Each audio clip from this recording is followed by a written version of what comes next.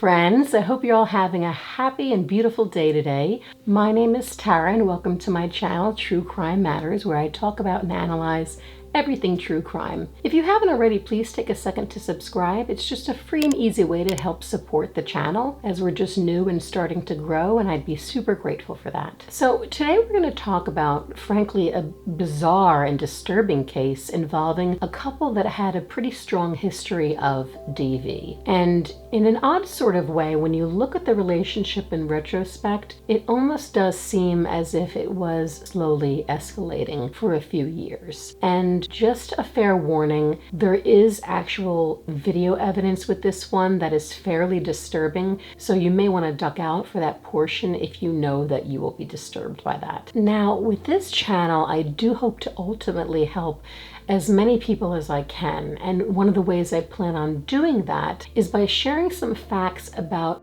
abuse in general. I think when most people tend to think about DV in particular, they tend to think about a male partner usually physically harming a female partner. However, in many cases, it can be the female partner being the main aggressor. It's important to remember that abuse can also be super subtle too. I mean, just enough where someone is repeatedly criticizing you, squashing your voice, and making you doubt your own reality.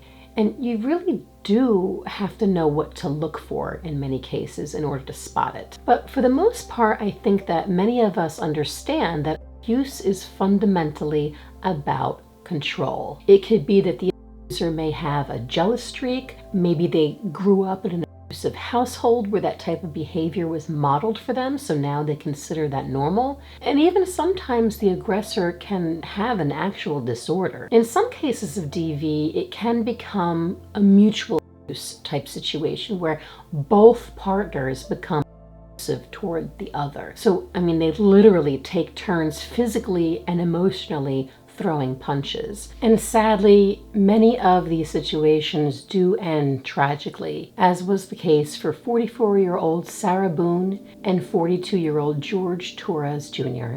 Sarah Boone was born Sarah Paulson on October 10th, 1977. She was raised in Orlando, Florida, and later attended Edgewater High School. I dug for a bit, but really not much is known about her childhood at this moment. In 2004, she married Brian Boone, and they had a son together. The Boones lived together in Orlando, Florida, although not for long, as there would be trouble in paradise. On January 14th, 2016, 38-year-old Sarah Boone and her young son arranged a photo for social media. In the image, her son is seen inside a partially zipped black suitcase, besides an image of the same suitcase zippered shut. Although she says it was intended as a joke, the photo still suggests that her son was zipped inside the luggage. The image alone is something that triggered an investigation by Child Protective Services. The matter was dropped after CPS determined that the child had thought of the stunt. This was just the beginning of bizarre situations with Sarah. Brian would soon file for divorce November 30th, 2017, later citing Sarah's increasing use of alcohol and frequent trips to the bars. The divorce was finalized in August of 2018, and Sarah and Brian agreed to joint custody, where Sarah would care for the son Mondays and Tuesdays and alternate weekends, and the couple remained very civil. Soon after her divorce, Sarah met a 42-year-old Philadelphia man named Jorge Torres Jr. while out at a bar. The pair quickly became close and moved in together in just 3 months. They lived with Sarah's son in the Tealwood Park Apartments on France Court in Winter Park, Florida. Now, George was also a divorcee with 3 daughters. According to George's Facebook page, his last known employment was at a local Ace hardware store around 2018. It was said that George began to get pretty depressed when he lost his job at Ace Hardware.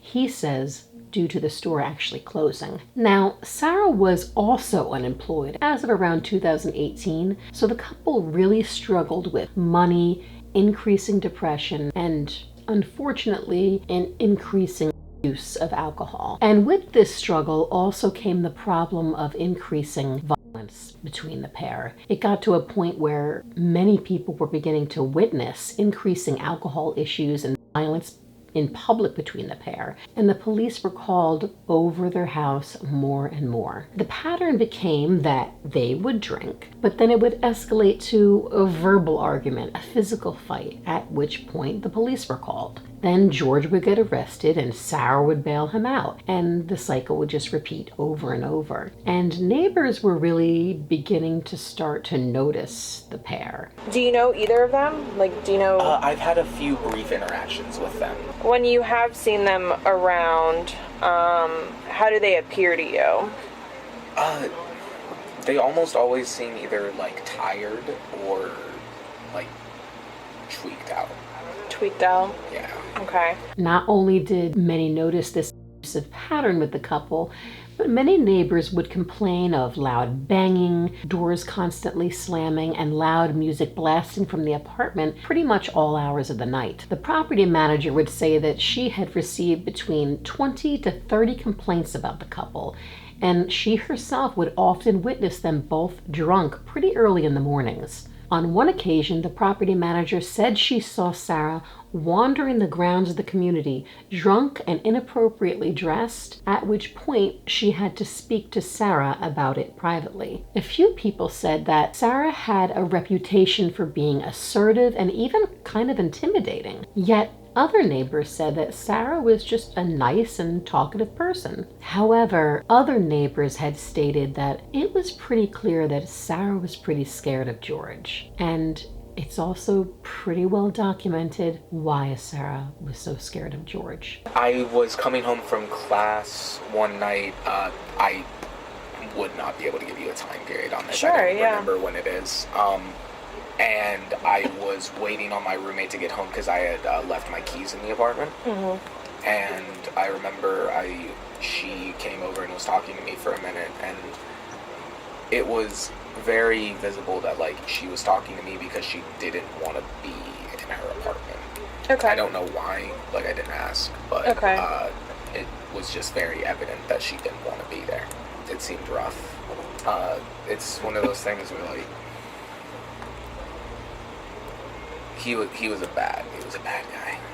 On July 25th, 2018, Sarah called 911 to ask for police assistance during a physical altercation. According to the affidavit, the couple were out at a bar when Sarah asked another male for a cigarette. This somehow was enough to infuriate George, who promptly stormed out of the bar, and Sarah followed him. And Sarah had said that after they got home, George dragged her up the stairs and then kicked her in the right eye. However, when the officer spoke with George stated that they were arguing and he wanted to avoid Sarah, so he had tried to walk up the stairs away from her, but then Sarah grabbed him by the throat using both of her hands.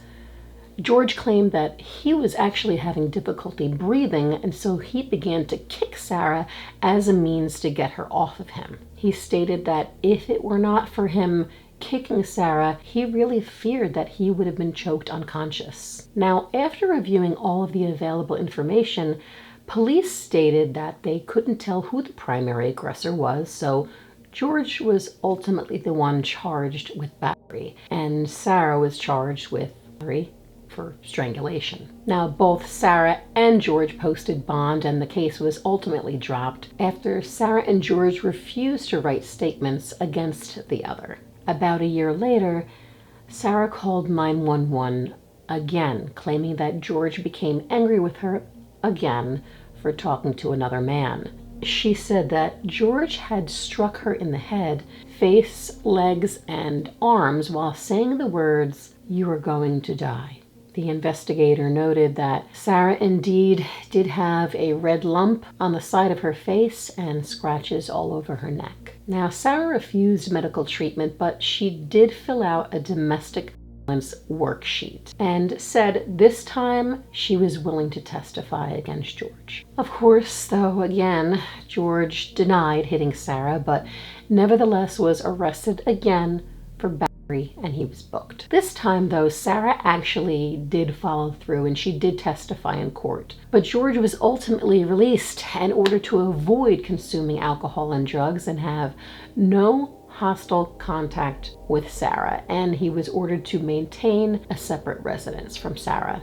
But just 3 days later, Sarah called the police again. This time she complained that George was using her credit cards without her knowledge, which, guys, that is clearly something called financial abuse. That is something you don't do. But once again, Sarah declined to press charges. Soon after, in August of 2019, Sarah called 911 again and claimed that she was in her bedroom sleeping when George came into the bedroom in a screaming rage and pulled her hair and punched her in the neck. The arriving officer did observe an older bruise on Sarah's right eye, and when he asked about it, she mentioned it was from a few days earlier, an incident that she didn't report. She stated to the officer, quote, "I am fed up with being hit," end quote. At this point, Sarah had a temporary protection order against George, but there was another assault just a month later. George was arrested again and released again, and the couple was living together again. So you can all clearly see this cycle of abuse going on, right? Well, unfortunately, this pattern would end with one of their lives cut short. On the evening of February 23rd, 2020, Sarah's next door neighbor, whose unit shares a wall with hers, said that sometime between 10:30 and 11 p.m., he heard a very loud crashing sound coming from Sarah's apartment. He said it was as if something had fallen down the stairs from the top of the stairs downward, and that he felt the walls shake as the sound happened. Does your apartment share walls with theirs? My bedroom shares a wall with the lower half of their apartment. Around 10:30 or 11 o'clock, there was a very loud crashing sound where I believe, I'm not sure, I haven't been in their apartment like my roommate, but I believe is the location of the staircase. Okay, So a little bit above. A very loud, you said crashing sound? Yeah, like it sounded like something had been like falling down the stairs. Because it started up high and then it ended low. Is that normal for you to hear noises coming from their apartment? Not loud, but Not that loud? Not that loud. Okay. But I'll regularly hear like thudding sounds, like stuff being like slammed against the wall or something like that. Okay. But you have heard loud noises in the past, but not as loud as you had heard on Sunday night. No, it never been that. Like I felt the walls shake. Okay. As the sound happened. Then, later on the morning of February 24th, Sarah's ex-husband Brian had stated that he had been calling Sarah over and over that morning because it was her day to pick up their son. Brian called at 11:25, twice at 12:21, and again at 12:49 p.m. He said that when Sarah finally picked up the phone at 12:49, she said she had just found George dead in a suitcase. Brian said that Sarah was freaking out and asked him to come over, but Brian told her to call 911 instead, and so finally Sarah did call 911. 911, what is the emergency? Is this a police or medical? My boyfriend is dead. Okay, send the line for the fire department. Do not hang up. No, tell me exactly what happened there. My boyfriend and I were playing last night, and I put him in a suitcase and we were playing. And like kind of hide and seek kind of thing. So I fell asleep and I woke up and he was dead in the suitcase. So I don't know what happened. I don't know what happened. Like he has like blood coming out of his mouth, and I don't know if like he had like an aneurysm or what happened. Right, okay, all right, okay. Listen, we're getting help out there too. Right, is he breathing? No. All right. I need you to get him on the floor, flat on his back for me, okay? I did. I tried giving him CPR.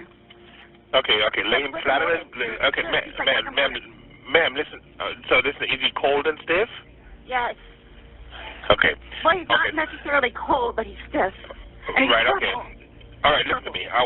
Listen to me. I want you to lay him flat on his back for me on the floor. I did. Removing the pillows, okay. We're still going to do compressions on him, okay?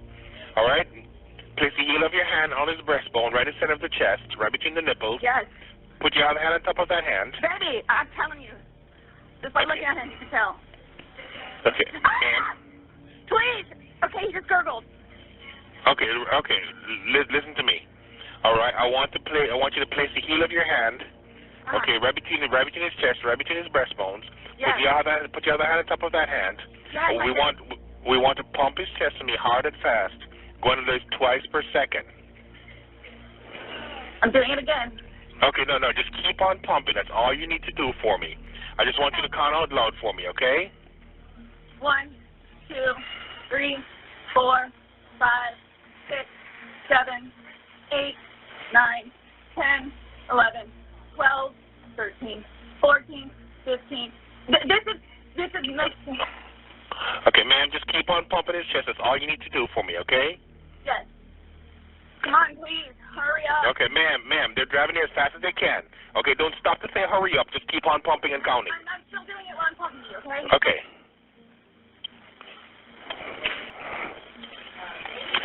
Please hurry. Right, okay. Horrible. This is horrific. What happened? Like, what happened? Okay, ma'am, just keep on pumping his chest for me, okay? They're in the parking lot. They should be up there shortly, okay?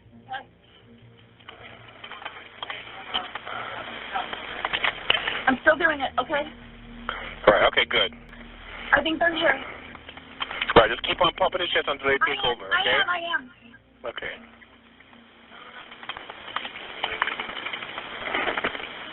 I am.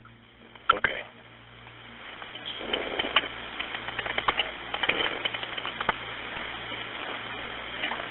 I am. Okay. Open! Come in! Can I stop pumping now? Let them take over for you, okay? When was the last time anybody saw him? Last night. We were playing hide and seek. He hit another. Suitcase. Okay. Yeah, unfortunately, he's been down too long. There's nothing we can do for him. In the call, it's almost jarring to me how unfeeling her tone is. Personally, I do not believe this is considered a normal tone of someone really concerned about the well-being of a loved one, let alone when you see your partner purple, stiff, and clearly dead, potentially due to something that you did. She almost seemed more alarmed about the gurgling sound than she actually had about him being dead. Now, when officers arrived, they found George's body near the front door beside a blue suitcase. He was confirmed dead immediately, and it appeared that George had a small laceration on his lip and what appeared to be bruising around his eye. Sarah was immediately questioned outside her apartment. You can't go back inside. What's going on? Who is he to you? Boyfriend? Yes, for like 3.5 years. What happened? He and I, we drank last night. Like, he and I were putting a puzzle together. We've been doing some artwork together. You are putting a puzzle together? Yes, we have a puzzle that we started in there. Okay. We've been doing art, trying to take the stuff off the wall to make new art put up there, like having a good time with one another. But we're drinking. We had a bottle of wine last night. Okay. Fine. So then it's like, we decided to play hide and seek, right? Okay. So he gets in the suitcase, okay? Who is this guy? That's my ex-husband, my former husband. How did he live here with you guys? No, I called him over here. Okay. Okay. I didn't know what to do. Okay. I didn't know what to do. Okay. So then he came over here. Here, let's talk in private, okay? I called you guys. I tried giving him CPR. The problem is I fell asleep. Now, in my opinion, the officer seems perplexed as to what took Sarah so long to call 911, despite the fact that Sarah stated she zipped George in the suitcase the night prior and then fell asleep until the morning. I fell asleep. When did you do CPR? This morning, when I found him. Before you called? Yes! It's 1 o'clock right now. I tried. I was awake, but I actually got out of the bed at like 12:30ish, whatever. So I came downstairs, and I was like, oh, he's in the suitcase still. And that's when I found him, and I took him out, and I tried doing CPR, and then I called him, and then I called you guys. Did he get here before the fire department got here? Who? Your husband? Or Yes. your ex-husband? Yes. Okay. Where does he live at? Right down the street. Okay. So you were playing and who zipped him up in? I did, but then I fell asleep. Okay. You're okay. I wasn't here. I'm just trying to figure out what I happened. fell asleep, so I don't know if he's suffocated or like had an aneurysm or a heart attack or What kind of medical conditions does he have? None that I know of. Nothing that you know of. None You that didn't I take know any of. medicine last night? No. No medicine. All we had was a bottle of wine. Literally, just a bottle of wine. Okay. Doing puzzle artwork. Then we decided to play hide and seek. That's all that happened. Okay. So I don't know if he had a heart attack or what in there. Like, I don't know what happened. So how long were you doing CPR on him prior to you calling 911? You tried that all morning? Yes. Okay. And then I called him while I was doing CPR. What time did you start? Probably, give me a rough ballpark. Here, let me fill this deputy in, okay? Please, may I have my Dr. Pepper? I am so cotton mouth right now. Ma'am, and you can't talk to him until we get done with this, okay? Just don't leave, okay, Brian? Thank you, ma'am. Well, Appreciate it. Thank you. I'll get Lucas eventually. I know. Do me a favor. Stand over there by that car. Give me 1 second. I also noticed that, to me personally, Sarah seems more concerned about her own discomfort about being thirsty or needing a cigarette than really being distraught over the loss of a loved one. Just give us a second, okay? Somebody else on that call operation. It's on the counter. I can't move anything from out of the house. Here, I want you to sit down because I don't want you passing out. This is probably a lot for you to deal with, right? Sit. I don't water. Just water. I can get you some water, okay? Now, according to Sarah, on the evening of February 23rd, she and George were drinking Chardonnay, painting, putting a puzzle together, and playing games such as hide and seek. Now, if you think these games sound rather elementary, you'd be right, but Sarah would later claim that she was trying to find super simple, relaxing things to do in order to help George relax and take his mind off of all his problems. She said that the suitcase was there because they were using it to transport clothing donations. Her son had grown out of a bunch of clothes, so the suitcase was out. So it became just an object to play with during a hide and seek game. Sarah said that they both thought it would be funny if George climbed into the suitcase. So he did, and that's when she zipped up the suitcase. Then she said they were laughing, and she laughed all the way upstairs and went to bed and passed out. She said she woke up the next morning and noticed that George wasn't laying next to her, but she says she just assumed he was either in the bathroom or downstairs on the computer looking for a new job. But that's when she went downstairs and remembered he was in the suitcase. She promptly pulled him out of the suitcase, and that's when she found his lifeless body. But instead of calling 911, Sarah first called her ex-husband, saying she didn't know what to do, at which point her ex-husband told her to immediately call 911. Now guys, if this ever happens to you, ever see anyone lying on the floor for any reason, you don't know whether they're dead or alive, just call 911. There's no reason to be calling all kinds of other people. What are they going to do? Handle it. So kind of tell me how you came here today, or... Well, I had been calling... Come down here, we got to talk. You've been calling your ex-wife or current wife? Yes. Okay. No, ex-wife. We've Okay. been divorced about a year and a half. About 11:30 is when I started calling to find out, because this is supposed to be her day. Give me Her child. 1764, please. Okay. She's generally not very good about always doing it.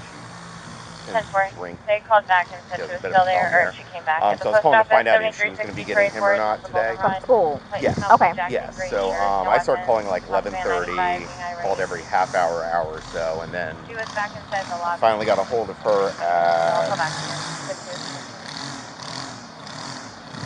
12:49, which is when she told me what was going on and if I'd come over here. So I came over. She called at 12:45. Yeah. Okay. Or 12:49. 12:49. Got over here, told her she needed to call 911, get somebody over here, and then basically she said she needed to go outside, have a drink and a cigarette. I walked back out the house because I didn't really want to Who be called? there. Did you call or did she call? Well, I called. She called me back when I was on my way to make sure I was coming over. But I called her Give me 1 initially. second, okay? But I called her Do initially. you have water in your car by any chance? I don't think so. And then I got over here right after Did you that. go inside and see and then? I walked inside the front. I didn't see the little front tile area. Come on, step this way. I saw legs. I just didn't really want to be in there around it. So I told her. Well, just for the sake of the crime scene, I want to know if I were to find your footprint, it would be because you went this far into the house. So did you actually make entry past the threshold? I don't think I ever made it to the carpet. I think it was just in that. I've been over here before. Right, so, right. Yeah. But no, I don't think I stepped past that. Okay. It's natural. You're nervous. You have your anxiety. You're scared, right?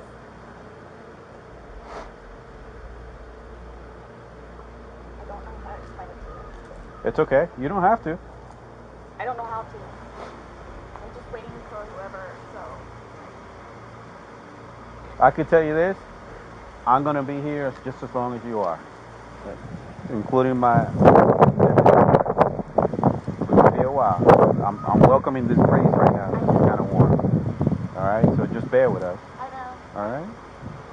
If you could, like, give me whatever updates or anything that you know of, that's just how I work, so I know, like, kind of what... Well, let me look at my computer, see.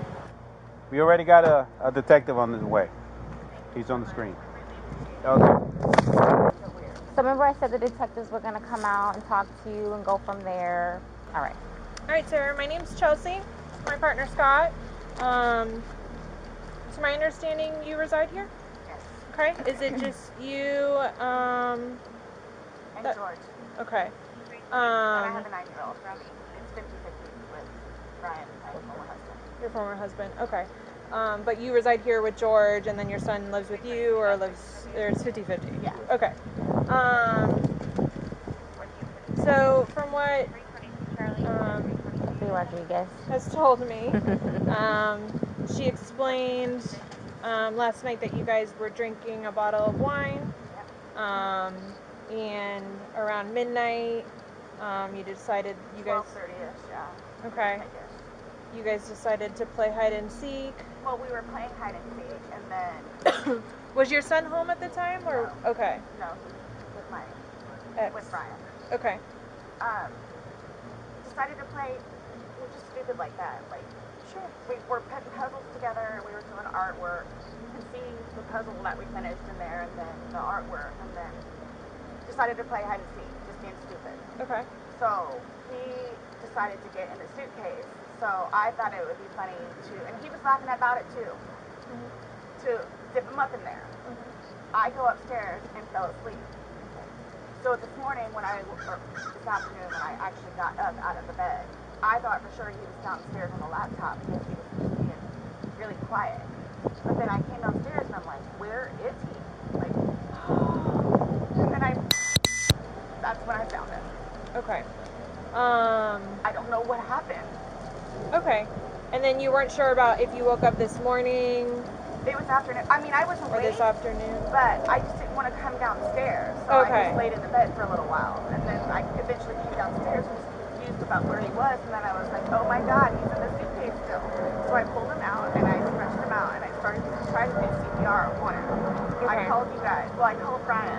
Okay. And then as soon as he got here, which is 30 seconds down the road, I called you guys. Okay. And the person on the phone had me do the compressions continually still and count with him until you guys showed up. Okay.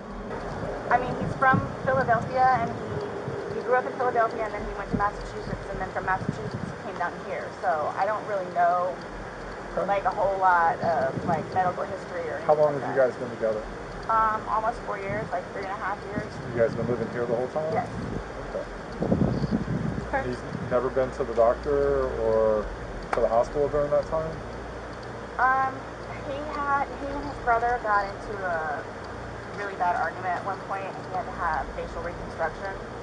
But he has been in the hospital from that, and then I talked him into going to see like a regular physician so he could get just like a regular like checkup thing. Yeah. But there were no red flags. How long ago was that?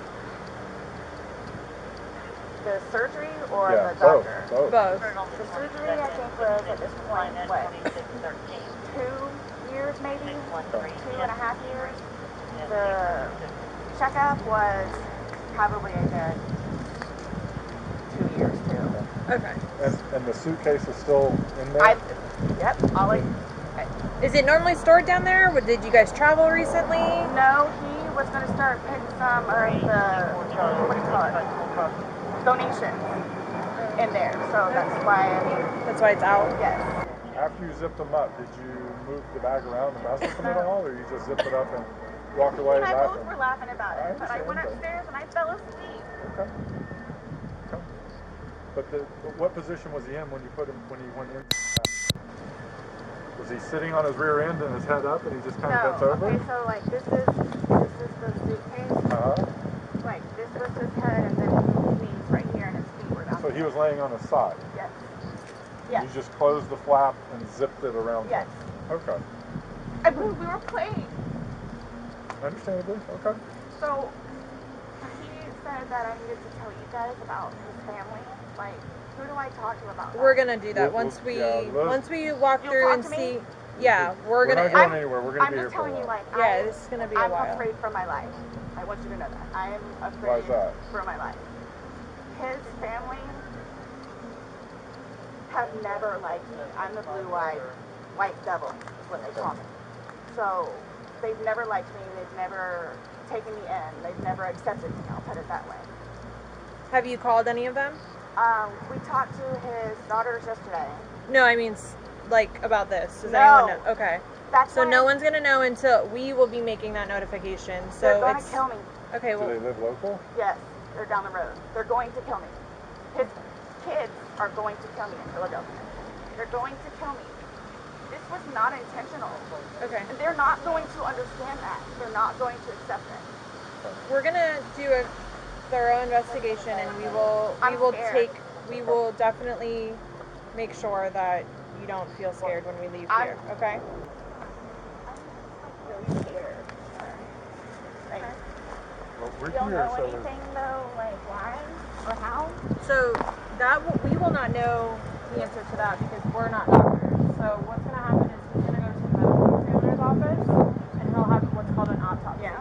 That'll be first thing tomorrow morning. I'll know a lot, hopefully a lot more tomorrow morning as far as him. After speaking with Sarah, officers didn't think they had enough probable cause to arrest Sarah yet, so they let her go. However, before they left, they asked Sarah if they could do a forensic download of her cell phone, at which point Sarah agreed. But a digital forensic investigator would soon find some pretty incriminating and shocking evidence that painted a more malicious story than the one Sarah was telling police officers. There were 2 videos that Sarah had taken the night prior, which appears to be of George speaking from trapped inside a suitcase. One recording shows George yelling out Sarah's name. Then again later in the evening of February 24th at 11:12 p.m., there's another video Sarah had taken, and this one, it seems, the suitcase actually appears to be in an entirely different position, which would mean that somehow she moved the suitcase. Now, just another warning to you all that this footage is pretty disturbing, so please fast forward if you know it's going to bother you. Sarah.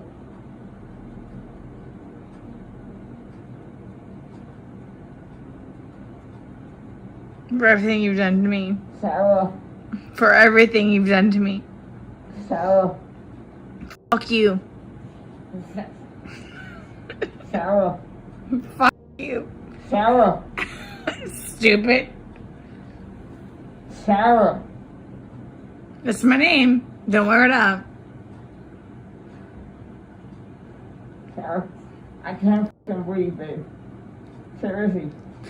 Yeah, that's when you do when you choke me. Sarah.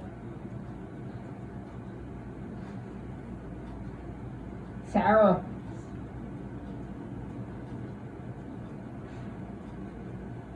Sarah.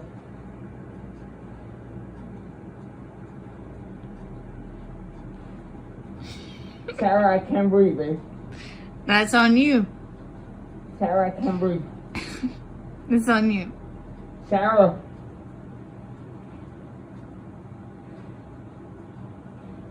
Real or ransom.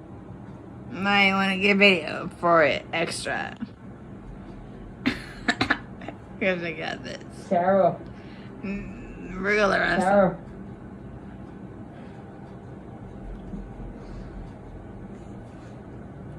Sarah. Sarah, I can't breathe, babe. Oh. That's what I feel like when you ching on me. Sarah! You! Breathe, Sarah!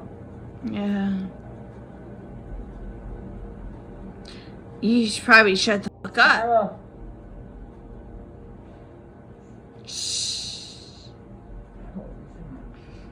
After finding this evidence, detectives call Sarah and asked her to come down to the sheriff's office. They really didn't want to startle her, so they said it was for going over George's autopsy results. So obviously, he received his autopsy.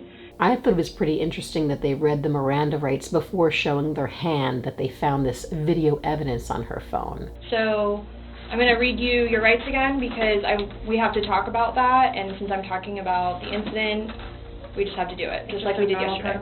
Just like we did yesterday. Remember I read you the rights? Your rights? Yeah. So it's the exact same thing, but since I'm asking you follow-up questions, I need to read them to you, okay? Sure. Alright, so you have the right to remain silent. Anything you say may be used against you in court. You have the right to talk to a lawyer before and during questioning without charge. If you cannot afford a lawyer and want one can be provided for you before questioning without charge. Has anyone threatened you or promised you anything to get you to talk to me? No. And do you understand what I just read you? Yes. Perfect. Okay. So this morning we went to his autopsy, and we were informed of some injuries that he has by the doctor. So so he's got scratch marks to his back. I know what that's from. Okay. And it's called a contusion. Do you know what a contusion is? So like basically you're getting hit and then you get a mark from it. You'll get bruising, like someone hit you or something like that. It's called a contusion. So he had some injuries to his left shoulder. He had a cut near his lip. We could see his mouth was a little. I haven't laid a hand on him. Okay. Also too, he fell off my son's bike. Okay. So I don't know, and he's notorious for running into the wall or the hall tree. So Okay. What about the scratches? Because there's also sex. Yes. Okay. Because there's also like a scratch on like the back of his neck, like kind of like going, but it's like going straight across. I have no idea what that's from. And they're all recent. Like they occurred recently. It wasn't something that occurred post or that occurred a week ago or 2 days ago, 3 days ago. They definitely occurred, the night leading up to when he was. In all honesty, we have not gotten into it. Okay. That's why, the only thing I thought you guys were going to ask me about, which I was going to be honest with you anyway, are the scratch marks on his back. Mm-hmm. Everything else, I have no idea what it is. No idea what it is. Nonetheless, I've had my son over at the house too, so. Well, your son was there when? When was he last there? Oh, gosh. My understanding he was there last Tuesday? I don't know if it was Tuesday, but yes, he was there last week, so. Well, we're talking about Sunday. Yeah. We're just talking about what occurred Sunday. Because like I said, the injuries they occurred within that time period. So you're talking about day before yesterday? Sunday leading into Monday. You called us yesterday at 1, but the incident, you guys were painting and stuff the night prior. Correct. So we're talking about Sunday and then into Monday. I'm thoroughly confused because we had a good time sitting on the back porch having wine and smoking a couple of cigarettes and then decided to go inside and literally paint, do puzzles, and play and listen to music. That's why nobody got out of sorts. This is what's mind-blowing to me. I have no clue. Nobody laid a hand on anybody. He also had, on the left side of his forehead, he had basically bruising, and on his head and skull. I have no idea. As if something hit him. I considered have not force touched him. Trauma. I have not touched him. I have not touched him. Then how would you get those injuries? Tell me and we'll both know. I have not touched him. Yesterday, when we took photographs of your overall body, and they did the buccal swabs, did they go under your fingernails? No. Okay. Are you willing to let us absolutely swab underneath your fingernails? Go for it. Okay. I have no idea, and I don't want to seem out of sorts, but I have no idea. we had a good day. It was a good day. We've had good days lately, even considering everything that's going on with our jobs and life in general and ex-wives and everything. It's been good. Like, I don't even know where this is coming from. Yeah, I don't even know. Last physical was probably, you said, I think, what, a month ago? Where you got the injury, right? You said that was a month ago? A few weeks, give or take, yeah. A few weeks. That was the last, like, physical altercation between the two of you? You said a month ago he hit you with a curtain rod. Yeah, with a curtain rod. That's why I can't believe you guys didn't take that either. Wow. Like, we've been good. I don't know if, like, it's since the last time he got out of jail. Like, we've been good, and he's been having his classes and seeing his probation officer, who's amazing. So... What do you mean by good? What's your definition of good? The probation officer? No, you said you guys have been good. What's your definition? I've been good. I don't think you all understand. He comes at me all the time. He comes at me. So it's either I flee or try to go upstairs and go to sleep. That's usually what it is. And I don't know if you talked to Brian about any of that, but most of the time when I flee, I go over there. So... Right, but you're saying that you guys have been good, and when I asked you yesterday, the last incident that you could remember was the curtain rod incident, which you said was a month ago, so... Give or take. Right. So what do you mean by he comes after you? Like... He gets belligerently drunk. Like, I don't know if you all have looked through my phone yet and seen any of the pictures and the videos that I have taken. And at one point, I started documenting everything. Okay. So you all will see in my pictures bloody fingers, split foreheads, he split my nose. I've got this. Right. I don't know if Brian told you about it, where I had to have almost I had one really bad surgery, but then it got really, really, really, really bad, where I had to go like 4 or 5 more times afterwards for them to tend to it, from him poking me in the back of the leg. Right. So it's... Then why are you still with him? Everybody asks me that. When I tell you guys this, I really love him.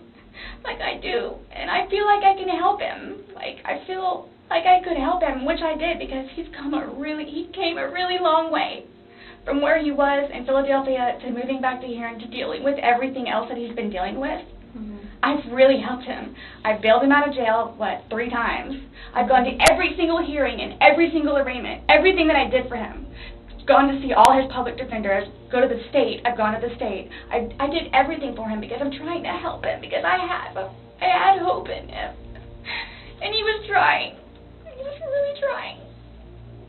And then he starts to think about things, and I think he gets overwhelmed, and then it's like, the next thing I know, he's drinking. So it's like, oh man, I know where this is going to go, so I'm going to go upstairs and read a book, or I'm going to go for a bike ride, or I'm going to do something else. Where I don't want to drink. I don't want to drink. The occasional wine, whatever, or if it's a weekend, that's when you have a good time. You don't have to wake up the next day. I have to wake up the next day and do things. I have to tend to Lucas. I have to take him to school. I have all this stuff to do. He doesn't know how to, I guess, maintain himself, where I can do 50 things at once and still know the 50 things more prior that I need to get done. He can't process like that. He didn't process like that, so he would literally, not literally, but have smoke coming out of his ears. So the next thing you know, he doesn't want to deal with it. I'm going to go get something to drink. So the majority of the time, I would hang out outside or do something else because I don't want to drink. And every time, his job broke his heart. And it made me sad because he had so much pride in his job. And the store that he took care of so much totally went downhill. And that broke his heart because he had put so much work and effort into fixing it up. And his manager was awful and basically gave up on all of the employees. So I think that had a huge bearing on why he would drink so much. His ex-wife is bonkers. She was all over him all the time. Send me money, send me money, send me money. How can I send you money when I don't have a job? And he's still trying to take care of me and Lucas by paying a bill here or there, getting some groceries. So he always had something on his mind, which is why, again, I got the puzzles and the paint to try to get him off of it so we don't have a drink, or he doesn't have a drink. So when you all see my phone, You can see all of the damage he has done to me, and the videos of him smashing my television because he's belligerently drunk. Where most of the time, I just don't want to be there. And I try to help him. I try to calm him down. Eventually, he just passes out. Well, yesterday it made it sound like you guys were just drinking like a glass or two. Like, yeah, you obviously had the bottle, but you told me on recording like that you were not drunk. He was not drunk. You guys were having a good time. I can't get drunk. Number one, I do not want to get drunk. I don't like being non-compos mentis, having my wits about myself. I don't like feeling out of control. So, I'm just saying, you're making it sound like he's a raging alcoholic today, and yesterday I was kind of asking you those questions, and you're like a little defensive, like, no, we're not alcoholics. I'm not. We are not, you know. But you guys were both sober on Sunday, to your knowledge, because when I said you went and passed out, you were like, no, I didn't pass out, I just fell asleep. So now it's kind of like, what is it? Were you guys drinking and it got out of hand and it got physical? No. Or is it... Sunday was one of the better days that we have had in quite some time. He's dancing with my dog. You can see that too on the pictures, him loving the dog. He loves the dog and dancing around, having a good time, and just being happy kind of thing. He doesn't know, I can get like maybe 2-3 glasses of wine, and I'll be fine. But I have to have my wits about myself because I don't know what to expect. Well, let's talk about Sunday. What was Sunday? How were you, like, how many glasses of wine did you have? How many glasses of wine did he have? The bottle was gone. I mean, I don't know if you poured any out. Yes. No, that was from previous. You said that there was a half bottle left over. over. Yeah, about this much. And then that you had I don't even know how the wine, how'd you guys get the wine for Sunday? I'm guessing he went to Publix. Does he like leave the house and you stay home, or do you go to Publix? Like, cause sometimes I'll go with him. Okay. Did you go with him Sunday to Publix? So most of the time what happens is, because the convenience store where we get cigarettes is here, and then Publix literally is cattywampus to it. Okay. So what he'll do is he'll start, go by Publix, and then on the way back, catch the convenience store. Okay. So is that what he did Sunday? I'm guessing that's what he did, because the next thing I know, he's walking in with a bottle. Okay. So it's him trying to be nice, so I don't have to go out and do it. Plus, there's stuff that are around the house that I had to take care of. So that's usually what will happen. Or I'm folding laundry and he'll go run out and do whatever. Okay. So, where were you guys at on drunkenness, not drunkenness on Sunday? You told us you weren't drunk. No, I was not drunk. Right. I was not drunk. So with him, I don't know. I know when it's like, oh, okay, man, where I have told him, slow down. It's starting to catch up with you. Slow down. Slow down.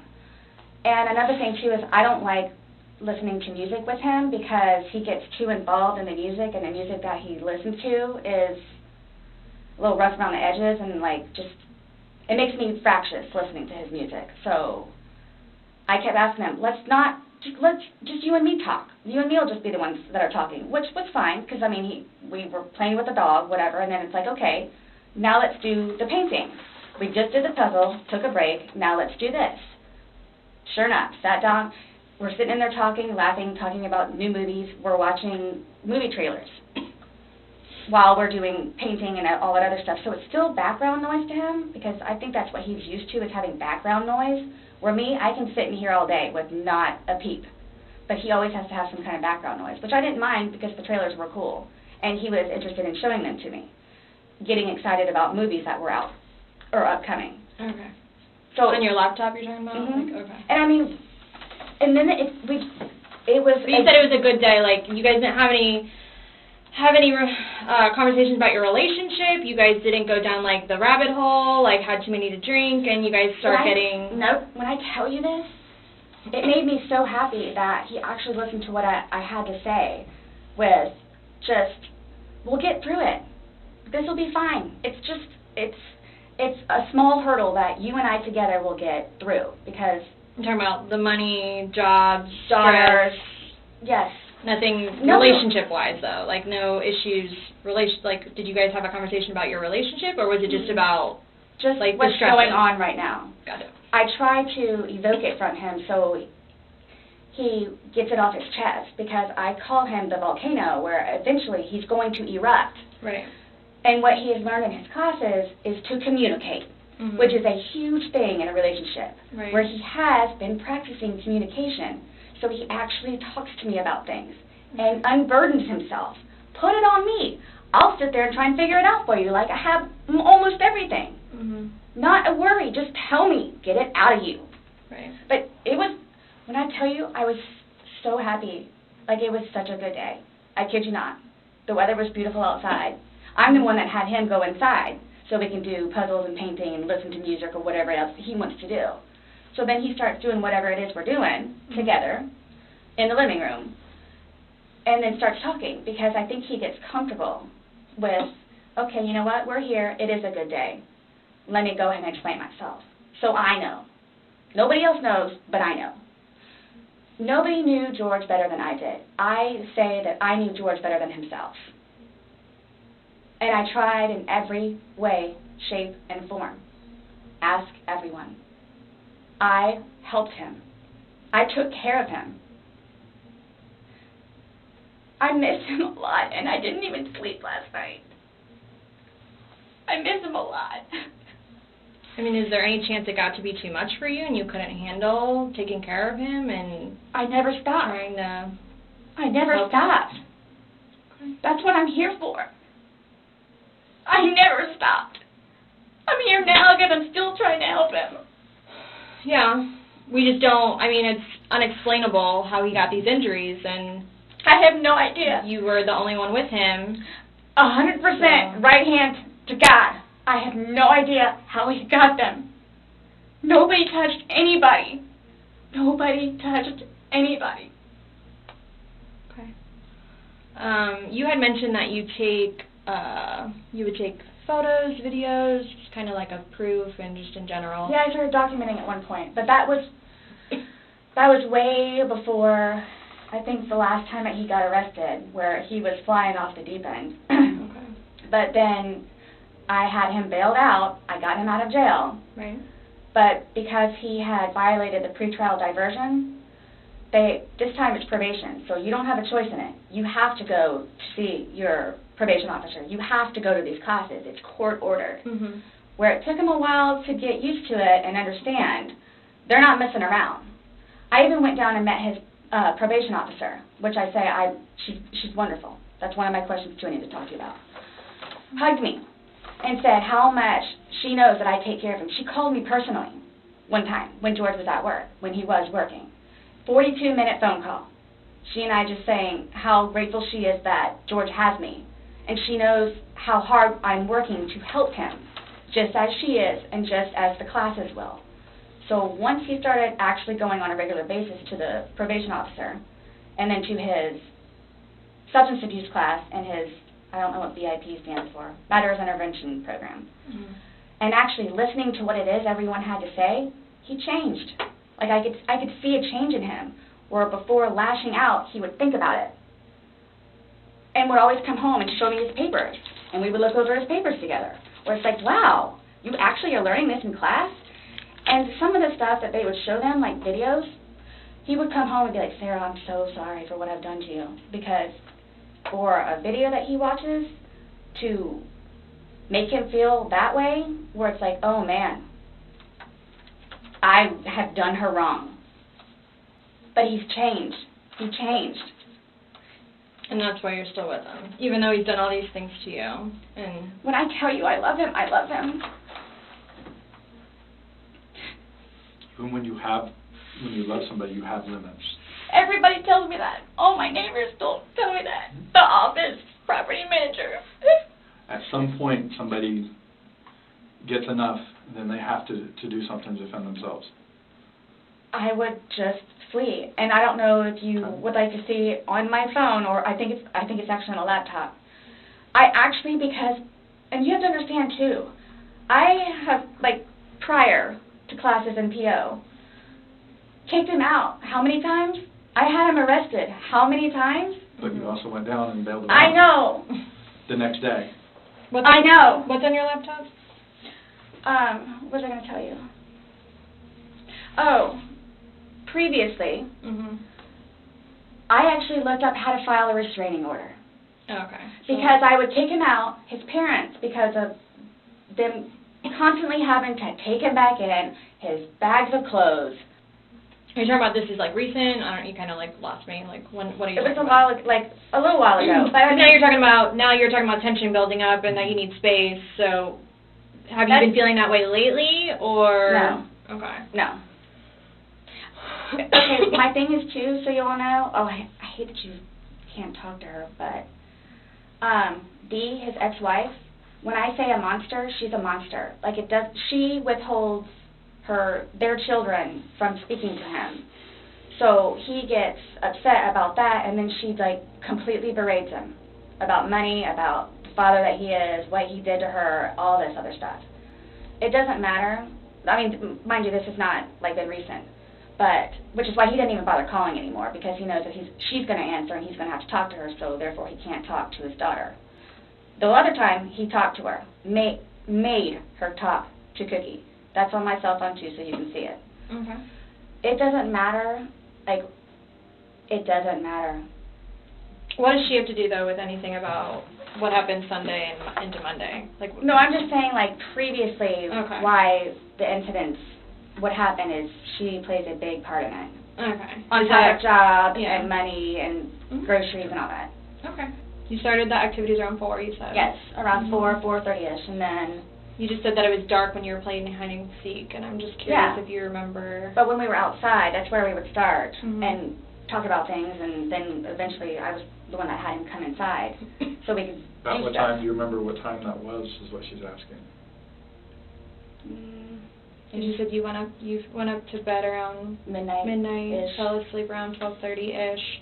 But those are the only times I have. So I have 4 and I have midnight. So there's a big gap. So I'm just curious, like, if you recall when you went upstairs to hide in the shower, or like when we started to play hide and seek. Yeah. Well, we went inside probably about, if I had to guess, we weren't out there too long. Maybe about 6-ish. Then. You're talking about from hanging out outside and like. Okay. Well, we have 2 beach chairs that are out there. And just enjoy the weather. Gotcha. Plus, it started to get dark and gnats and mosquitoes. Yeah. So, let's go inside. I don't want to be out here anymore. Okay. All right, let's go.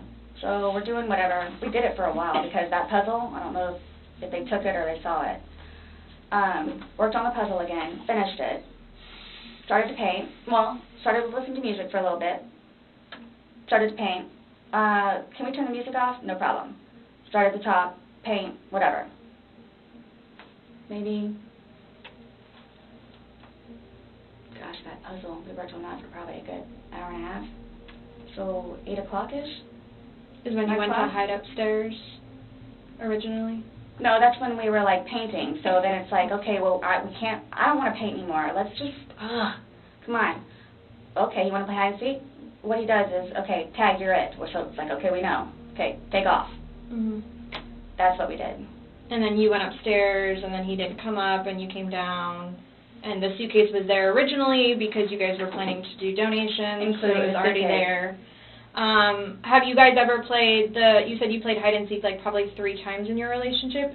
When you have played, have you ever zipped him up in a suitcase prior? No. Okay. So it was just kind of like that prop was there, and it was there, and it was in play because... Why do you say it like that, though? I would never do that. You would never zip them up in a suitcase?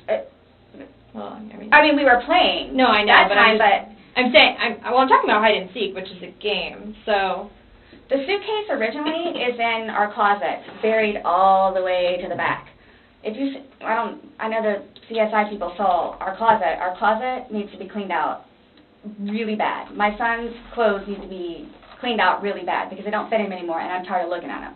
So he took it upon himself, including that suitcase, to take it downstairs so we can get all of our clothes, our donations and everything, and just leave the whole thing by the clothing and shoe thing at my son's school.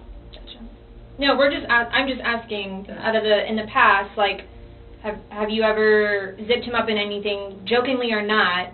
But obviously, No. I understand. You know, you're claiming that Sunday it was a joking matter. You were laughing, he was laughing. But what I'm just asking is, in the past, like, is it something Absolutely that you not. guys normally do? Absolutely not. Okay.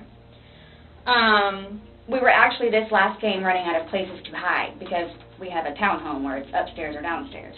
So. Okay, so do you remember making any videos or maybe having any any photos, videos that you remember doing on your phone on Sunday? No. No? I think I took a picture of a dog. Okay. But your phone is password protected, you have the password, he has the facial recognition, so it's not like someone else could be on your phone. No, I have both. But you have the face and the password? Yes. Yeah, but he only has the face, correct? No. To be able to get onto your phone, you told me that he looks at the phone. Oh, I misunderstood. I thought you were asking if I did. Yes, it's me. Okay. Does he have access to your phone? Because you said it's a shared phone. Okay, how does he have access? Sarah, can I borrow your phone? Yeah, it's right there on the kitchen counter. Okay, but how does he get into it? Because it's password protected. He'll come and get it to me, and I'll just do the face thing. Where sometimes, too, like, he'll joke with me and say, okay, I need to borrow your phone. And he'll hold it while I'm cooking or doing something, do the facial recognition. Okay, so he doesn't know the password, and he doesn't have the facial recognition. No. But he is the only other person that would use your phone, I'm Yes. assuming, other than... Well, Lucas. Right. But Lucas wasn't there Sunday. Right. So, to your recollection, no videos on Sunday? Not that I'm aware of.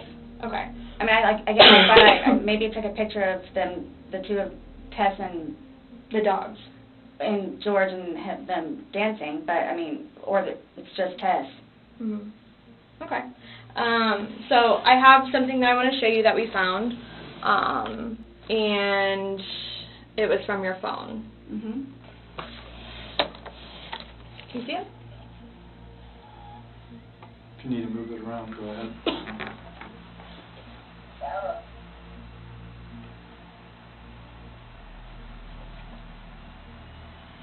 No, I don't remember that. For everything you've done to me. For everything you've done to me. Your battery's about to die. Shutting down. Oh, okay. Let me...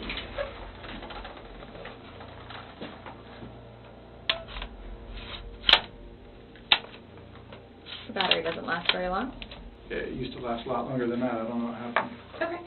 Let me just grab something. All right.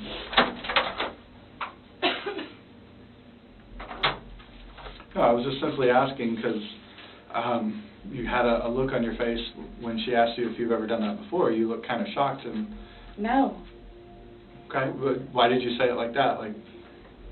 I don't think you all understand who I am, where... Okay. Well, tell me. I mean, I've always been a straight-A student. I am an outstanding mother to my son. Okay. I excel at everything. I would not do that. You wouldn't zip somebody in a suitcase?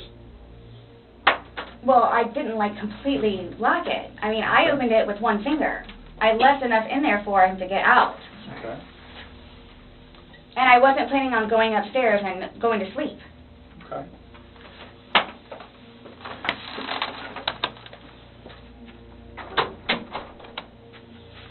No, it's just the way you said it. You guys are scaring me. Why?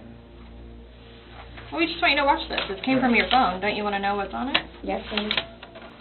Is it long? Because I don't know how much I can take. Mm-mm. No.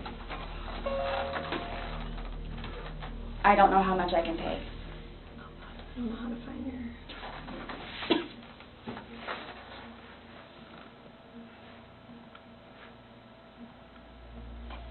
Do I have to watch this? I continuously throw up. I don't sleep. I don't want to see it, if that's okay. Well, it's on your phone, and you can either explain it or we take it for what it is. Yeah. We're just trying to give you the opportunity to tell us what's going on. That's it. It's that long? 2 minutes. No. For everything you've done to me.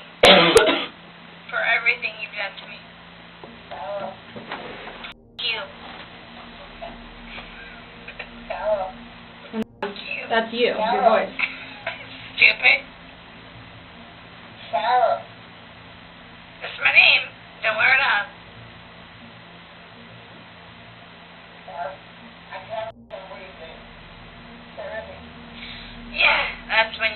shook me.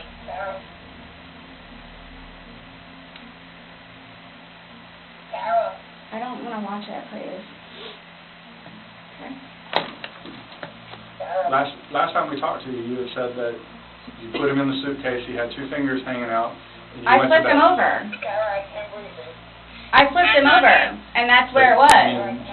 There's 2 different videos and a still picture where, it shows you flipping him in different positions, and him saying that he can't breathe, and you saying, fuck So you. this is upside down. So in order for him to have gotten into it, It was flipped up. right, it was flipped up normal. Yes. Like as if you're packing something. So this is upside down. Guys, this is killing me right now. So this image, it's upside down, and then this small video that occurred 11 minutes later, it's flipped over the other way, closer to your dining room table. Okay. Now he's obviously still in there. So he didn't, how did it go from the back to the front? I flipped it. Okay.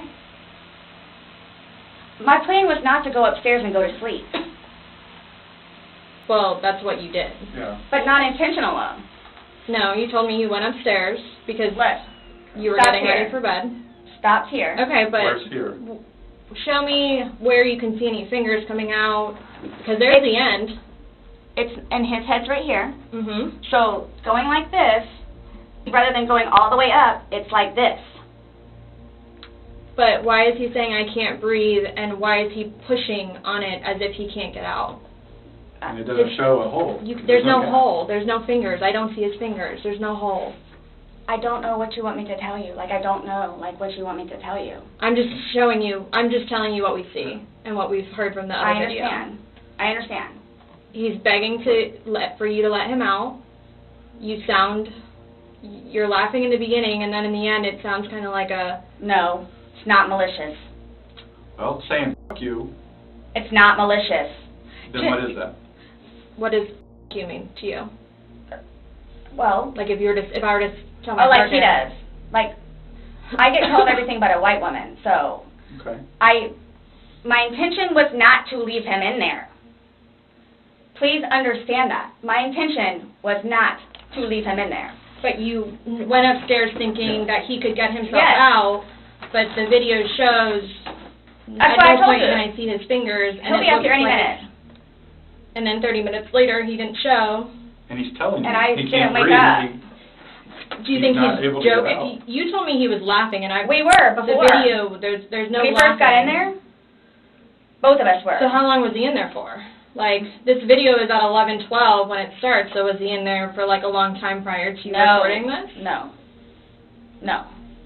So it goes from funny to no longer funny, But and I you're didn't, the only one laughing. But I didn't think that he was, like, panicky. Like, So pushing up on a suitcase saying, Sarah, Sarah, Sarah, I can't breathe. George has done that in the past before, too, where it's just like he thinks that he's woe is me kind of thing, where it's like, I don't He's think- never been locked in a suitcase, that's No. where he couldn't get out, so. It's kind of, I thought it was And the you know boy the oxygen crying is wolf, something. crying wolf kind of thing. Okay. And again, my plan. But nowhere in there is he laughing, is he joking, he is begging. And you're the only one laughing. Okay. And you're the only one saying derogatory comments, like you're mad. No. Please don't, I don't mean to sound negative, and I don't know if I can say this, but, like, it's like you guys are kind of trying to, like, feed me. Like, No, I'm just trying to show you a video that you no longer want to watch because you probably don't want to know the outcome of how and what you said. well, I know what. You know what's on that video now? No. You remember making that video? No. Why don't you remember making the video? Probably because we had been drinking. But you weren't drunk. No. Just because I went upstairs and, just You because told you're us- drunk doesn't mean that You you. told us times that you were not drunk. You said that you had your wits about you. You said he had his wits about you. Mhm. You said that you don't like not having your wits. In my experience, if somebody cannot remember doing something to the extent of making 2 videos and taking a photo, they are intoxicated. Okay. I understand where you all are coming from. Well, I we're get just it. trying to make sense of it. We're trying to get it. figure out We're what trying you're to saying. figure out this You video. explain it to us. We're listening. I just did. Like, we were playing, and then, like, I thought it was My plan was not to go upstairs and go to sleep. My plan was not to, he'll be up here any minute. But you willingly went upstairs and went to sleep. No one forced you to go upstairs and get My ready plan for wasn't bed. also to leave him in the suitcase. So why didn't you take him out? Because I went upstairs, and then I fell asleep. But why didn't you consciously think, he's asking to come out, he can't I didn't do breathe. it intentionally. What do you think is going to happen if you leave somebody in a confined space like that? Well, I thought by not zipping it up all the way, it would be okay. My plan was not to leave him in the suitcase. What was your plan? Waiting for him to come upstairs. And then when he did it? I fell asleep. You said you were up there 30 minutes. After 30 minutes, somebody not coming up. Knowing that the last time you saw him was in the suitcase, 30 minutes later, you're like, maybe I should go check on him, maybe I shouldn't? No. That didn't cross your mind because it didn't happen. That's like an assumption. Like, that's what you all are thinking. Just. We're asking. It's the whole. You tell us. It's the drinking. That's what it is. It's the drinking. I thought it was like, I thought he was okay. Like, I didn't. He's telling you he's not. He's telling you, Sarah, I can't breathe. He's saying your name, and you're like, that's my name, don't wear it out. And you also, in the video, you can't see any holes. There's nowhere in that where the zipper separates and you can see a hole. If there's a hole, he's pushing on it, begging you to get out. We should probably see that hole that He you're essentially talking would have about. been able to get out. Yeah. Alcohol. Based off what you're telling us, he should have been able to get out. Okay. But the video shows him attempting to get out, begging to get out, and he can't. So that's just what we're trying to figure out. I don't know if maybe you had too much to drink, you zipped it up all the way, and then, I did not zip it up all the way. Okay, well. I did not zip it up all the way. This is horrific, okay? Horrific. It is terrible. Yeah, horrific. I don't think I'll ever be right because of this. Ever be right. Dealing with everything else that I have in my life, personally, and then this, whom I loved, it was not intentional. I will put my hand on the Bible. It was not intentional. And it was continually doing CPR with the dispatch on the phone, where he had me count out loud to help me focus on what I was doing.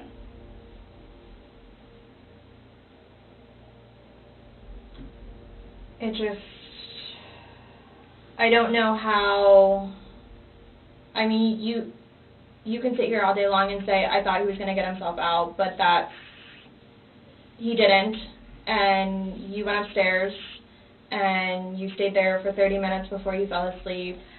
But can I say, too, like... You chose not to ever, at any point during that 30 minutes, walk back down and check on him. No, wait 1 second. Because I know, like, with you all, and then, like, because you continually ask me, like, time frames, where I told you, like, I don't bother even looking at the clock most of the time. So it's, like, a guesstimate. So for all I know, maybe it was 10 minutes. Okay. But the point is, you left the living room where he was begging for help and went upstairs. Regardless of how long you were there, you left. You say, I thought he was the boy calling wolf. Again. Okay.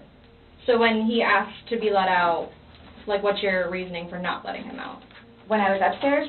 No, when he's asking on the video. He asked multiple times. He asked to be let out. I can't breathe. Why didn't you let him out? Well, number one, I had no idea it was going to end like that. Okay. Number one. Okay. Number two, just, you know what? I'll give you 5 minutes or so in there. I'll give you 5 minutes or so. 5 minutes for what? Well, based off the video, one video is at 11:12 and the next one's at 11:23, so you actually gave him at least 11 minutes per video recording. So my thing is, when it stopped, he asked multiple times, I mean, why? Why did you not let him out? It's just a simple question. To be honest with you, I don't know. Were you punishing him? No. Just... Well, that's what you're saying in the video. This is what you get. This is what you make me feel like. See, and then it's all backfired on me. Like, it's all backfired on me. And I understand the severity of this. Yeah, he's dead. It's awful, I know. Okay. It's awful.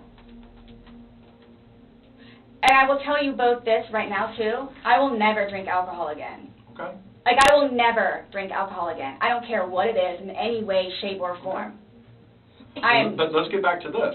What was the reason for leaving him when he's begging to be let out? I don't understand that. What I have a feeling was, and again, it's the whole time frame thing. You all keep I'm not asking a time frame. I don't care about a time frame. He's in the bag saying, I can't. My God. And you say, fuck you. For the whole few minutes that he was in there, Minimum 11, but yes, go ahead. It's a few. 11, minimum. For the one video. Well, in between the two videos. Between the 11 two minutes. videos? Okay. Yeah. So what's the question again? When he's begging for his life, telling you he can't breathe, let me out, and you say, fuck you, why don't you just let him out? What are you trying to prove to him?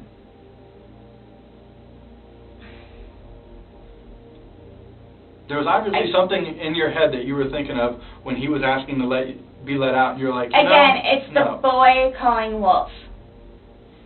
Okay, but where's this game end? You say this is a game, you got somebody in there. Obviously, the wrong way. So what was your intention for leaving him in there? And it's not fair. It is not fair. You guys are trying to, again, he's in there. Night, night.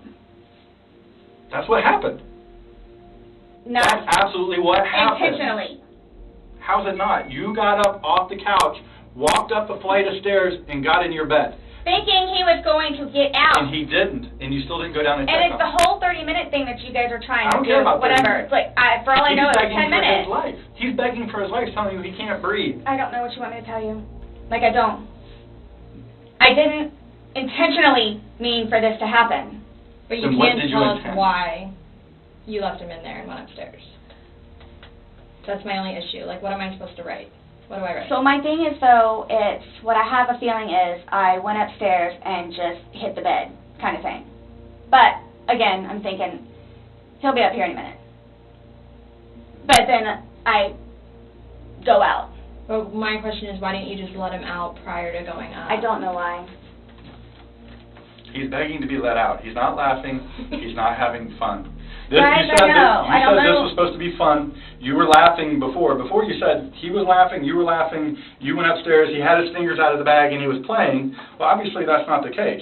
So are you guys, so what is it you're trying to, We're just trying to figure out why. Why? What? Why? What was the motivation for leaving him in the bag? Why he was left in the bag? Why the video? I didn't have any motivation. It was he and I having a great day, fooling around and being stupid, and apparently me going upstairs and hitting the bed, not going to sleep, where it's I'm tired now, I'm going to go to sleep. That's excluding, it's a good analogy for the day, excluding the fact that he's got a bump on the back of his head, a bump on the front of his head, and his lip is busted, and he has a bump on his eye. I don't know what you all want me to tell you. This is not fair at all. Yes. That you all are assuming that that's from me. By what the facts of what happened. We got there. You said you pulled him out of a suitcase. You said you went up. You went to bed.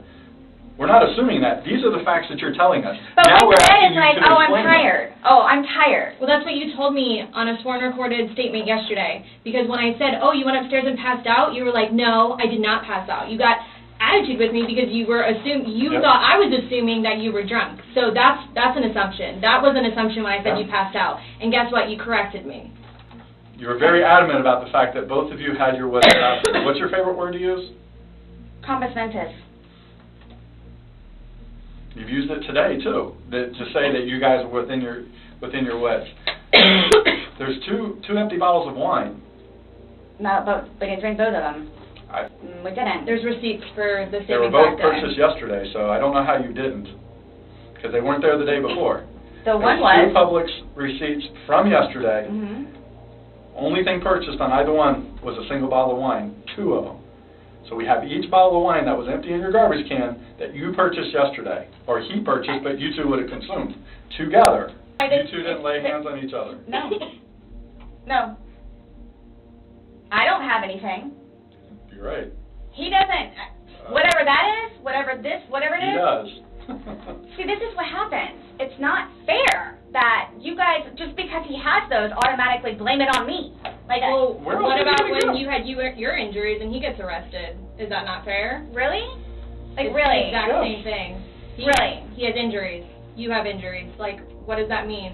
I don't have any injuries. Correct. Because So he and I have not been at it with one another. So every time that you guys fight, you both hit each other? So you should have probably gone to jail all those times that he went to jail for domestic? Well, the one time I did. But he completely trashed the police report. Because that's nothing what happened. Because the reason why I got taken in was because my story was different than his.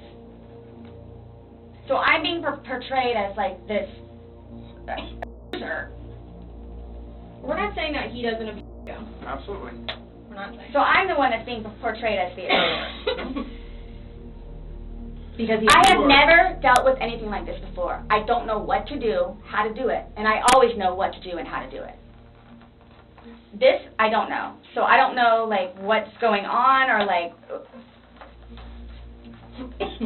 We are simply trying to find out as well. Again, we got one side of the story. You're telling us, we're going with what you're saying, but then we find stuff that negates what you're telling us. And I don't even remember doing that. Everything that you've told us today is true and accurate to the best of your knowledge. Yes, but it was not intentional. Okay. All right, do me a favor, stand up. I need you to turn around, face the wall, put your hands behind your back. Do you have anything in your pockets that I should know about? No. Okay. Why is this happening? Because George is dead. Not intentionally. We understand that. He's still dead. Well, we don't Someone really needs to understand call that. Brian, please. Okay. Or can I not make a phone call? You'll be able to make a phone call when we get you down to the jail. So why is this happening? So this was a trick. No, it's not No, a trick. not How's a this a trick. trick? I brought you in here to ask you to explain a few things to us, and You were read your rights. your response to everything was basically, I didn't do it. Intentionally. I have to go through that. Doesn't matter. You're still there. Do me a favor. Have a seat.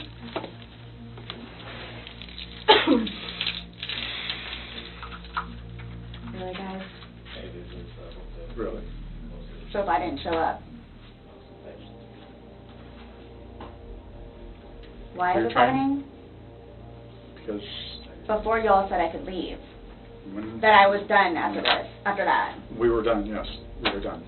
Absolutely. So now, so that's what it is, We are done. right? At that point, Sarah was then arrested on charges of second-degree murder, and she is being held without bail.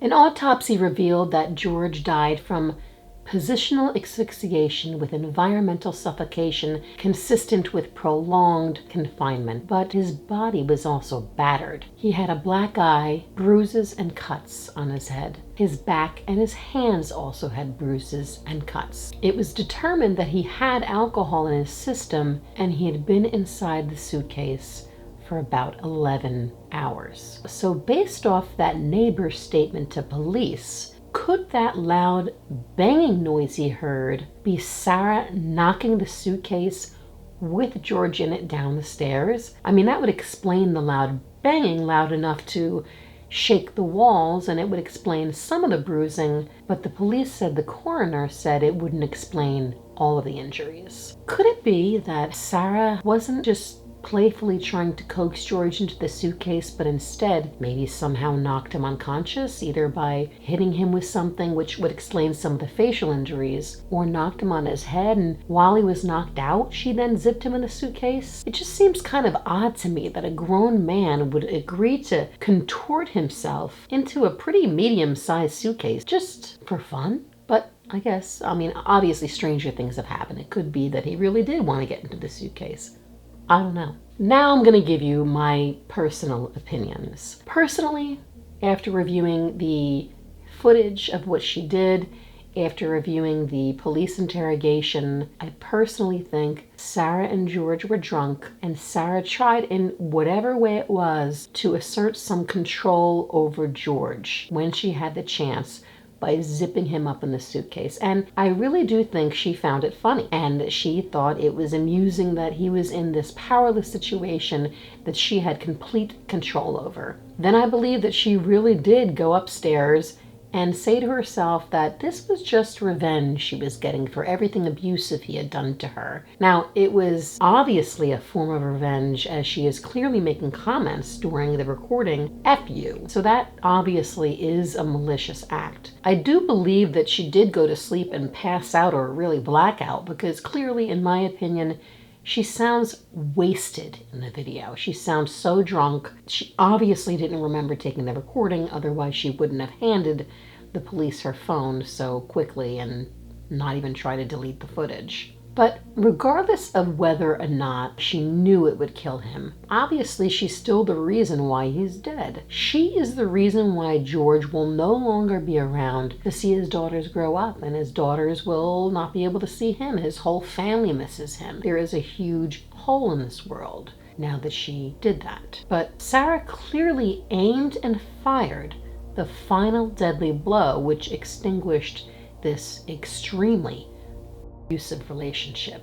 I also believe that by listening to so many of the statements made by Sarah in this interview, she is an abuser. She comes off as pretty narcissistic by claiming several times that she excels at everything she does. Just ask everyone. For someone who has just been responsible for killing their partner, she has an unreasonably high sense of self-importance, as she constantly downplays her own responsibility in this crime. She really truly believes that somehow, because it was not intentional, she shouldn't have to take accountability for this. She even insinuates during the interview that she's somehow George's savior, and he could not function without her assistance. The kicker was that she actually said during the interview that she knew George better than he knew himself.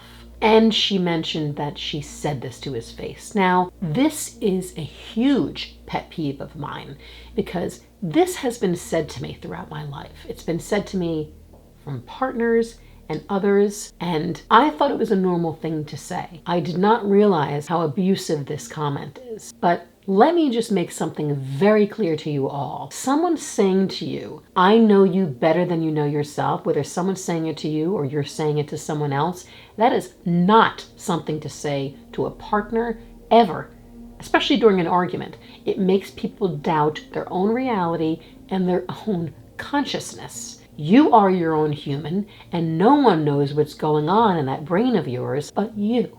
Obviously, yes, sometimes we have, a different point of view than our partners, and sometimes we can take a guess at maybe what they're thinking, or maybe take a guess of what they might be doing or going to do based off of history of what we know. But you can't know someone better than they know themselves. No one knows you better than you.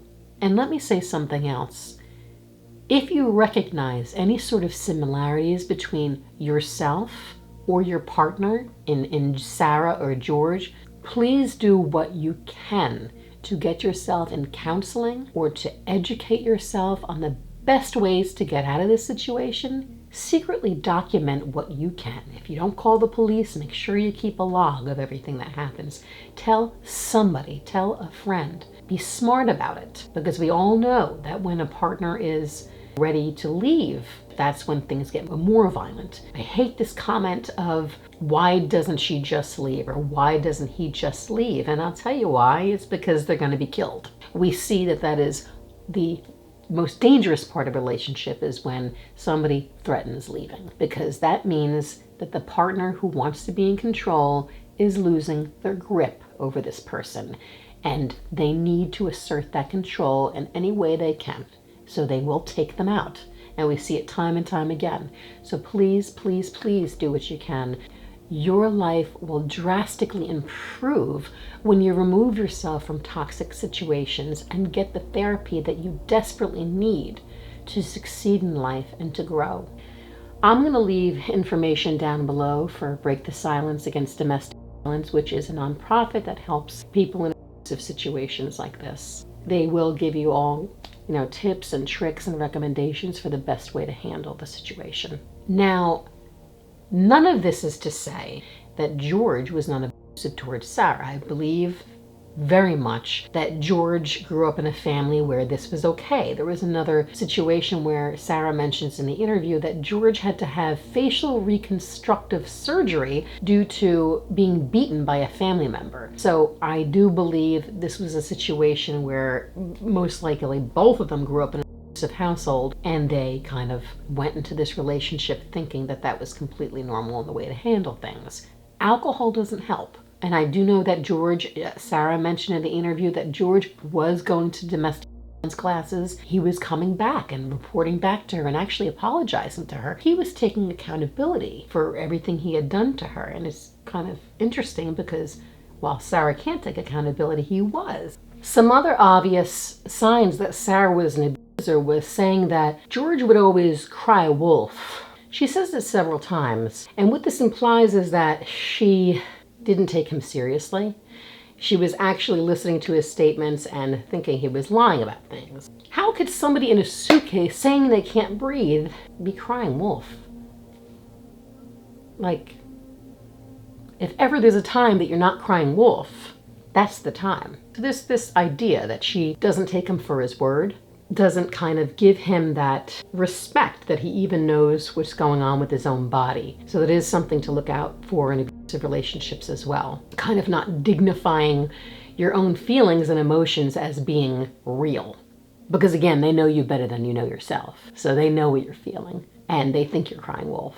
But we do see that a lot of times with people that are extremely narcissistic, they can't take this accountability. Because if they take this accountability, it means they're not perfect. And if they're not perfect, that means they're like everybody else. And they can't be like everybody else. They have to be better than that because they are better than that. So narcissistic people will oftentimes shift the narrative just ever so slightly. Change the story just a little bit to show that it was not their intention. And this is just something that happened that wasn't their fault. And that is clearly what Sarah is doing here. And this is a huge red flag as something an abuser does. I do believe that George had some major insecurities when it came to Sarah speaking to other men, especially in a bar type situation where he himself had met Sarah and that's how they first connected. And I think he would get very insecure in that scenario. But that said, Sarah also was clearly asserting control in the relationship often as well, by even reaching out to his probation officer and controlling him in that way, and unfortunately deciding what deadly games they would play. Now, I do, in a weird way, kind of feel a little bad for Sarah. I think that she was continuously in this cycle of abuse. I think she was also an abuser. I think she's also a controlling woman, but I really don't think that she meant to kill him, and she has a lot of trouble taking accountability for it. So that's why I feel bad for her, just in that she can't seem to process like a normal human being that this was your responsibility. Own it, serve your time, and keep it moving. She's not capable of processing that way, and that's why it is going to be more difficult for her to work with attorneys. And it's unfortunate that that's just the way she is. Sarah is currently incarcerated in Orange County, Florida, without bond, charged with second-degree murder. Now, Sarah's trial has been postponed about 8 times now because she's having some difficulty retaining a lawyer. Her original lawyer put in a motion to withdrawal after nearly 2 years of working on the case, ultimately citing irreconcilable differences. Now, another public defender was appointed to the case. However, that public defender had actually represented her boyfriend George in the past, specifically regarding a domestic violence situation against Sarah, so he also put in a motion to withdraw due to conflict of interest. The following public defender also had to withdraw because he represented one of the witnesses in the past. The 4th public defender appointed also put in a motion to withdraw due to conflicts with Sarah, and so on and so forth, until now Frank Bankowitz is apparently the 6th lawyer working on the case who also apparently wanted off case.